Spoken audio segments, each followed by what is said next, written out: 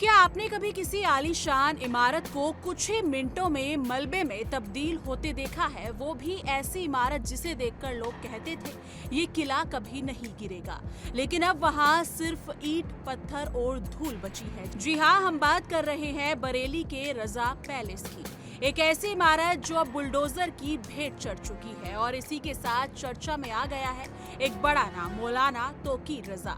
बरेली में हुए हालिया दंगों के बाद प्रशासन ने जिस सख्ती से कार्रवाई शुरू की है, वो न सिर्फ लोगों को चौंका रही है बल्कि ये सवाल भी उठा रही है, क्या ये सिर्फ कानून का काम है या इसके पीछे कोई और कहानी है?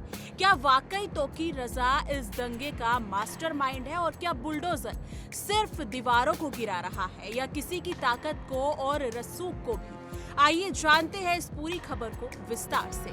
कुछ दिन पहले बरेली में अचानक माहौल गर्मा गया। एक शांत शहर में अचानक नारेबाजी, पथराव और हिंसा की तस्वीरें सामने आई। ये कोई मामूली झगड़ा नहीं था। पुलिस के मुताबिक ये एक सुनियोजित साजिश थी। प्रशासन ने जिस शख्स को इसका मास्टरमाइंड बताया है वो है मौलाना तौकीर रजा। तौकीर रजा का नाम कोई नया नहीं है, वो एक जाना पहचाना धार्मिक चेहरा है और पहले भी भड़काऊ भाषणों को लेकर विवादों में रह चुके हैं। इस बार उन पर आरोप है कि उन्होंने लोगों को दंगे के लिए उकसाया, माहौल बिगाड़ा और कानून व्यवस्था को चुनौती दी। सरकार और प्रशासन ने कड़ा एक्शन लेने की ठानी और फिर जो हुआ उसने पूरे प्रदेश का ध्यान बरेली की तरफ खींच लिया। सबसे पहले प्रशासन ने जिस संपत्ति को निशाना बनाया वो थी रजा पैलेस। ये इमारत दिखने में किसी राजा महाराजा के महल से कम नहीं थी। बताया जाता है कि ये शोहेब बेग की प्रॉपर्टी थी जो पूर्व पीसीएस अधिकारी अतर हुसैन बेग के बेटे हैं। जब बुलडोजर रजा पैलेस तक पहुंचा तो लोगों की भीड़ जमा हो गई।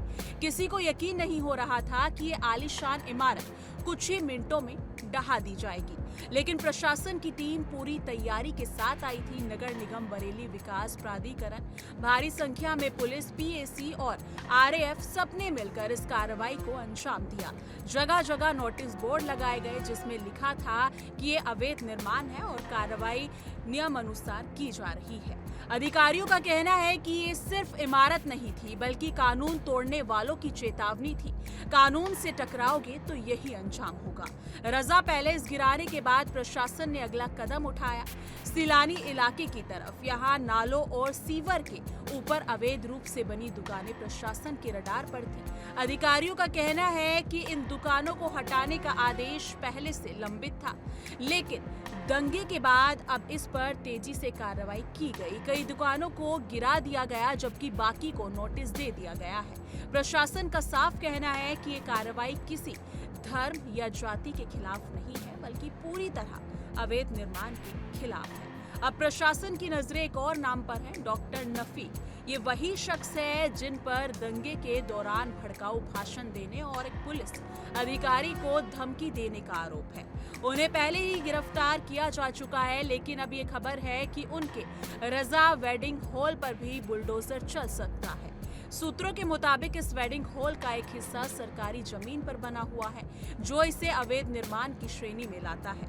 प्रशासन के अनुसार जल्द ही इस पर भी कार्रवाई की जाएगी। इलाके में पुलिस की तैनाती बढ़ा दी गई है ताकि कोई अव्यवस्था न फैले। प्रशासन की तरफ से बार बार ये कहा जा रहा है कि बुलडोजर एक्शन किसी समुदाय के खिलाफ नहीं है, ये सिर्फ उन लोगों के खिलाफ है जो कानून का उल्लंघन करते हैं या शहर में दंगे फैलाते हैं। वहीं मुख्यमंत्री स्तर पर भी इस अभियान की निगरानी की जा रही है, लेकिन दूसरी तरफ कुछ लोगों का कहना है कि इस कार्रवाई में पक्षपात हो रहा है, चुनिंदा लोगों को निशाना बनाया जा रहा है। सोशल मीडिया पर भी बहस छिड़ी हुई है।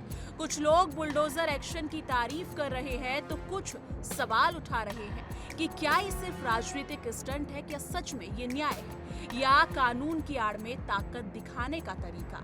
देखिए दोस्तों, अगर कोई दंगे फैलाता है, शहर की शांति बिगाड़ता है और कानून का मजाक उड़ाता है तो इस पर सख्त कार्रवाई होनी ही चाहिए, इसमें कोई शक नहीं है। लेकिन साथ ही ये भी जरूरी है कि कानून सभी के लिए बराबर हो, चाहे वो किसी भी धर्म, जाति या समुदाय से हो। बुलडोजर अगर वाकई अवैध निर्माण पर चले तो जनता उसका स्वागत करती है, लेकिन अगर उसका इस्तेमाल डर फैलाने या राजनीतिक संदेश देने के लिए किया जाए तो सवाल उठेंगे। ऐसे में जरूरी है कि हर कार्रवाई कानून के दायरे में और पारदर्शिता तरीके से की जाए। अब सवाल आपसे है, आपको क्या लगता है, क्या बरेली में जो बुलडोजर एक्शन हो रहा है वो सही है या सिर्फ इसके पीछे कोई और मकसद छिपा है? नीचे कमेंट सेक्शन में अपनी राय जरूर साझा कीजिएगा।